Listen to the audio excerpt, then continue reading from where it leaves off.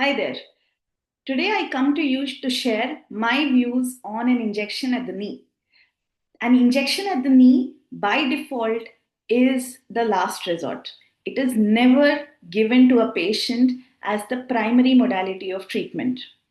So, before one goes for a knee injection, for whatever reasons and indications there may be, one must definitely try to ensure that their body has gone through the rigorous training that a physiotherapist would provide in order to ensure that the muscles around the knee are strong enough before considering a knee injection at any cost.